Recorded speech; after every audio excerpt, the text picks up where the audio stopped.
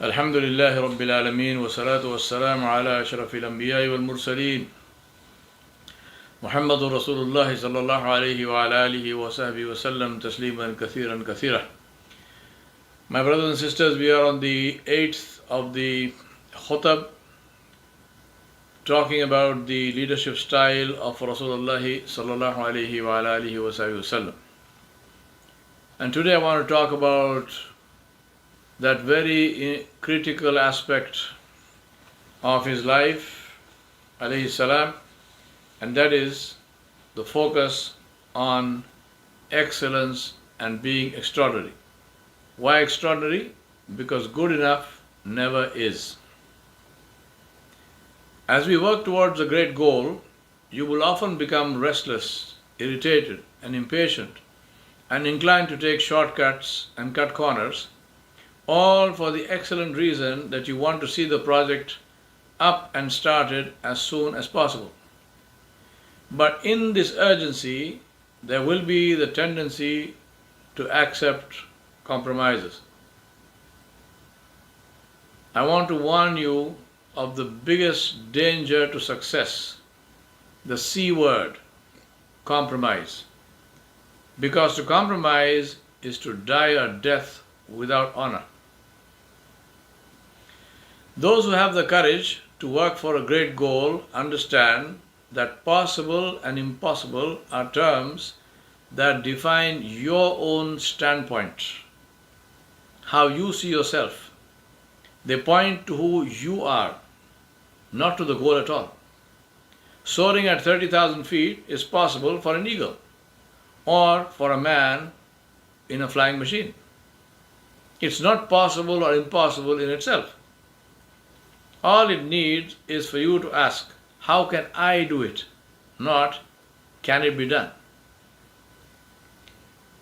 Differentiation creates brand, brand defines identity, identity enables influence.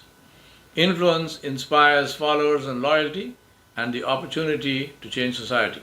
Without differentiation, you are a grain of rice in a sack. Excellence is an expression of self-respect. So is mediocrity.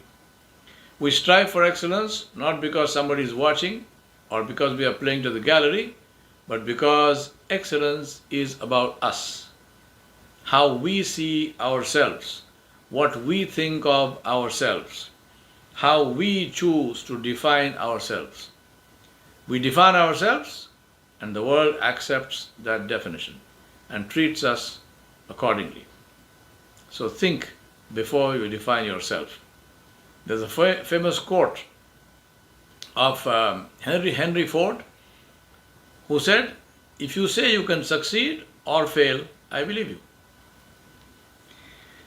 Excellence requires sustained heroic effort, often in the face of great discouragement.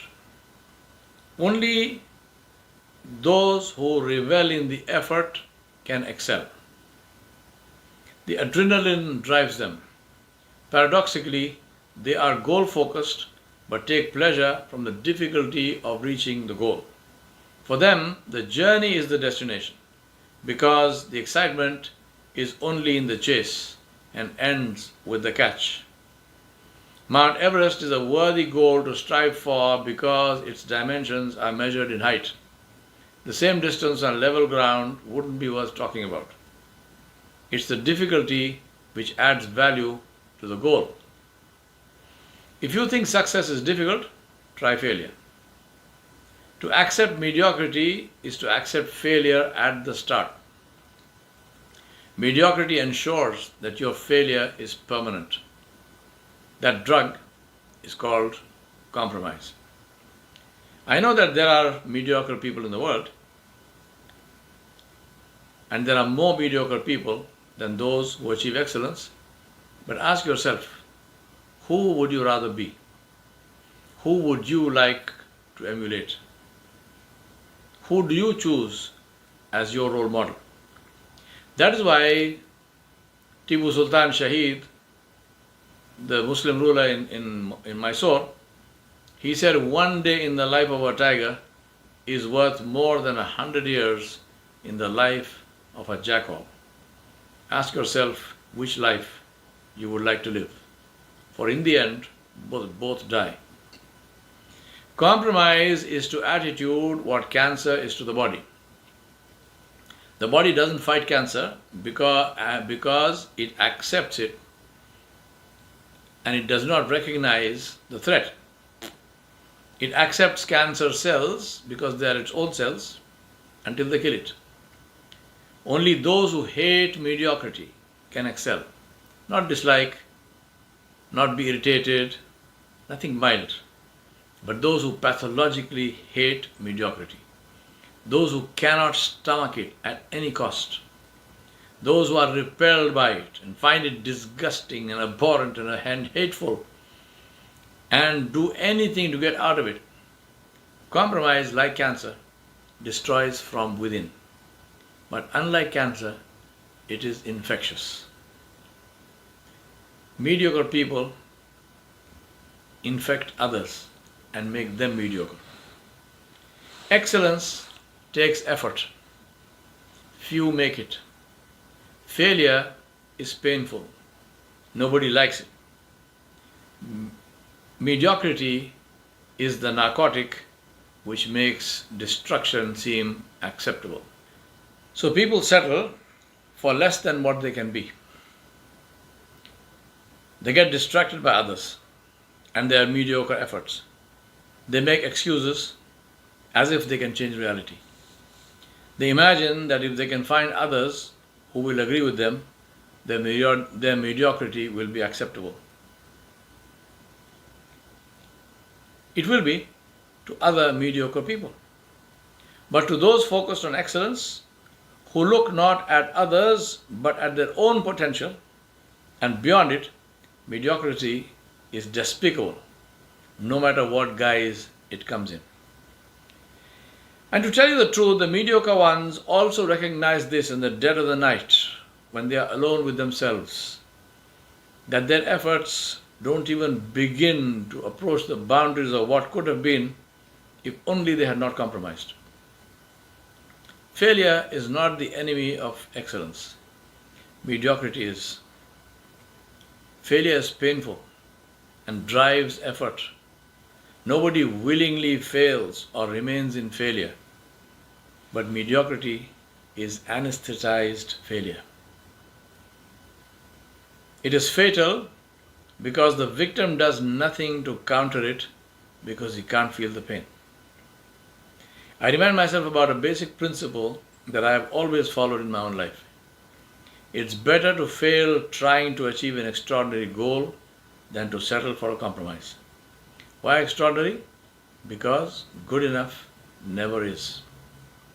The important thing for us to remember is never to compromise. No matter how frustrating it seems, as I always say when weighing things in a balance, it is only the last few grains which tip the balance. Until then, you don't see any difference. You don't see any change. There are two fundamental laws.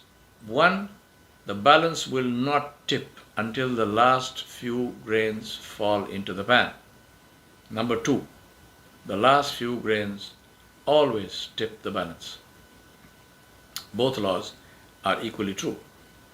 Remember that if we compromise for anything less than what we dreamed of, then in the evening of our days, we too will be forced to look back on our lives and say, if only we had not sold our dream so cheaply. Allah subhanahu wa ta'ala Jalla Jalaluhu sent us Muslims to change the world, to move from a dog-eat-dog rat race to a system which is based on compassion, responsibility, investment in the welfare of everyone, with the awareness that we are answerable to Allah subhanahu wa ta'ala, from whom nothing is hidden. Allah subhanahu wa ta'ala said, كُنْتُمْ خَيْرَ أُمَّةٍ أُخْرِجَتْ لِلنَّاسِ تَأْمُرُونَ بِالْمَعْرُوفِ وَتَنْهَوْنَ لِلْمُنْكَرِ وَتُؤْمِنُونَ بِاللَّهِ. Allah said, you Muslims are the best of people ever raised up for the benefit of mankind. You enjoin al-ma'ruf, everything which is good and which Islam permits and has ordained. And you forbid al-munkar, which is whatever Islam has forbidden. And you believe in Allah. We did not come to adjust to a haram system. We came to change it. This is something which we seem to have forgotten. Allah subhanahu wa ta'ala sent us Muhammad sallallahu alaihi wasallam to learn from, and He charged us with teaching others. Allah did not send us to learn from others and imitate them, especially in opposition to the divine system that He sent with His Messenger sallallahu alaihi wasallam. Social change happens when a small group of dedicated people who believe in their system live it, practice it with confidence, and differentiate on that basis. They do that assertively, not aggressively, but don't compromise or change their system to suit the majority culture. The British colonized the world. The British never wore turbans, shimaks, igals, mishlas, sherwanis, or any of the gorgeous and beautiful clothing of Asia, or Middle East, or Africa. So the world started wearing pants and shirts and ties and hats. Let us look at some of the options that are available, or that were available to Rasoolullahﷺ when he started preaching his message. I can think of three. One, he could have accepted the kingship of Quraysh and then made changes. Two, he could have addressed social evils and become a social reformer first, an activist, to get some local traction and support, and then he could have presented his theological message. And three, he could have compromised, accepted the status quo, and then tried to gradually bring about change. But he didn't choose any of those options. Instead, he did what all Anbiya alayhimus salam have always done. He proclaimed his message directly, in so many words, and clearly. This is one of the many proofs of divine guidance and the best example of tawakkul on Allah, because who other than the one who is being directed by Allah can do what he did, sallallahu alaihi wasallam. This unwillingness to compromise the message of Islam is a theme in his entire life. He didn't accept the Islam of Banu Thaqif of Taif when they came to him with the condition that they would accept Islam and pray, but would not pay zakat, even though he needed their support very badly at the time. Some people advised him to soften his stance and said that he should accept the Islam of Banu Thaqif and that they would pay zakat in due course. Rasulullah refused. He refused to change his stance, and he said that the one who separates the salah from the zakat is not a Muslim. It was based on this ruling that Abu Bakr as-Siddiq radiallahu anhu declared war on those who refused to pay zakat after Rasulullah passed away. When he was asked how he could declare war on Muslims, he quoted the ruling of Rasulullah, who said that the one who refused to pay zakat was not a Muslim. The greatest damage to a cause is done by those who, perhaps in a well-meaning way, soften stances regarding principles. I'm not saying we should not be flexible. We should be flexible, but we should be clear about what we are being flexible about. There is no flexibility with regard to the pillars. There is no flexibility with regard to the principles of Islam. Because when that happens, the clarity of differentiation is lost and the message loses significance. This stance of complete integrity stands out in the dawah of Muhammad sallallahu alaihi wasallam in that he was not willing to compromise his message, water it down, dilute it in any way to please anyone. This is one of the many proofs of the divine nature of the message, which naturally Muhammad sallallahu alaihi wasallam, being the bearer of the message, felt and knew that he had no authority to change. There was huge moral and psychological pressure on him to accept, at least in part, the religion of his polytheistic family and tribesmen and to go easy on them and their traditions and customs. He refused. They tried every means of persuasion. As we know, they offered him gold and women and power and authority. They offered to make him their king. They threatened him with death. They even told him that they would be willing to worship his God one day if he would agree to worship their gods on the other day. They told him that they would stop opposing him if he would stop saying that polytheism and idol worship was wrong. Finally, when his uncle Abu Talib, who had given him his protection, asked him directly, he sallallahu alaihi wasallam replied, "My uncle, even if they put the sun in my right hand and the moon in my left hand, I will not give up this message that I have been charged with. Allah subhanahu wa ta'ala ordered Rasoolullahﷺ as follows. He said, Ya ayyuhar rasulu balligh ma unzila ilayka min rabbik wa illam taf'al fama ballaghta risalah wallahu ya'asimuka minan nas inna Allah la yahdi al-qawm al-kafirin. Allah said, O Messenger Muhammad sallallahu alayhi wasallam, proclaim the message which has been sent down to you from your Rabb. And if you do not, then you have not conveyed His message. Allah subhanahu wa ta'ala will protect you from mankind. Verily, Allah does not guide people who refuse to believe.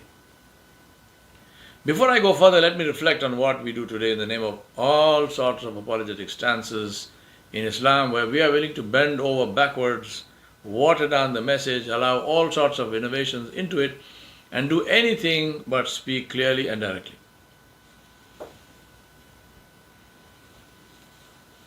Just ask yourself, if Rasulullah were alive today and took the stance that he took in Makkah, how many of us would be willing to stand by him?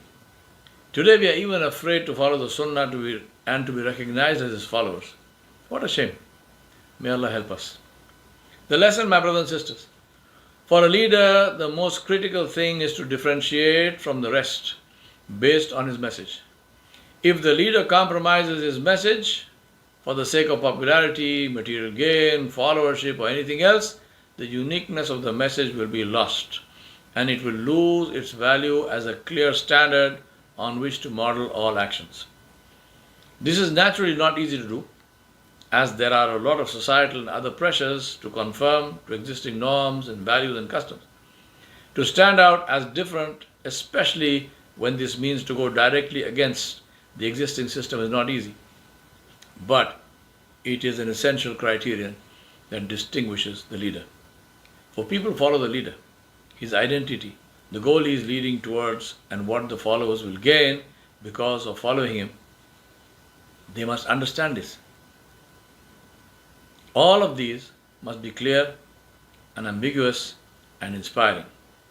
A flag is a symbol only when it is flying high, not when it is drying on a clothesline. It's critical for the leader not to be seduced with the promise of followership, and never to change or dilute or modify the message to suit anyone in the desire to get converts. The message distinguishes the leader.